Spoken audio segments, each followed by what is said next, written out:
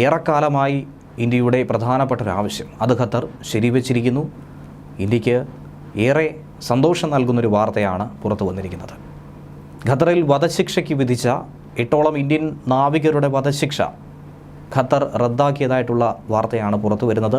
വധശിക്ഷ ജയിൽ ശിക്ഷയായി കുറയ്ക്കുകയാണ് നിലവിൽ ചെയ്തിരിക്കുന്നത്. ശിക്ഷ അനുഭവിച്ച ശേഷം അവർക്ക് പുറത്തിറങ്ങാൻ കഴിയുമെന്ന ഒരാശ്വാസമാണ്, അവരുടെ ജീവൻ രക്ഷിക്കാൻ കഴിയുമെന്ന ഒരു പ്രതീക്ഷയാണ് നിലവിലുള്ളത്. ഇന്ത്യൻ നേവിയിൽ നിന്നും വിരമിച്ച ശേഷം ഖത്തറിലെ ഒരു പ്രതിരോധ സേവന കമ്പനിയിലായിരുന്നു ഈ നാവികർ ജോലി ചെയ്തിരുന്നതെന്നാണ് മനസ്സിലാക്കാൻ കഴിയുന്നത്. 2022 ഖത്തർ തടവിലായത്. Qatar state security bureau 2022 August 30 ദോഹയിൽ വെച്ച് ഇവരെ അറസ്റ്റ് ചെയ്യുന്നത്.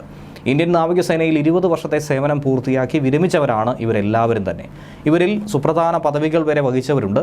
ഇവർക്കെതിരായ കുറ്റകൃത്യങ്ങൾ എന്ത് എന്നുള്ളത് ഖത്തർ ഭരണകൂടം ഇതുവരെയും പരസ്യമാക്കി പറയാൻ തയ്യാറായിരുന്നില്ല. പക്ഷേ ഇപ്പോൾ പുറത്തു വന്നിരിക്കുന്ന വിധിന്യായം അനുസരിച്ച് ചാരവൃത്തി ആരോപിച്ച് തന്നെയാണ് ഇവരെ അകത്തിട്ടിരിക്കുന്നത്, തടവിലാക്കിയതെന്നാണ് മനസ്സിലാക്കാൻ കഴിയുന്നത്.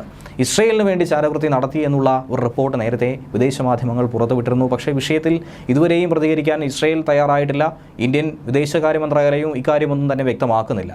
ഖത്തർ പ്രതിരോധ സുരക്ഷാ ഏജൻസികൾക്ക് പരിശീലനവും അനുബന്ധ സേവനങ്ങളും നൽകുന്ന സ്വകാര്യ സ്ഥാപനമായ Al Dahra global technologies and consultancy സർവീസിലെ ഉദ്യോഗസ്ഥരായിരുന്നു ഇവരൊക്കെ തന്നെ.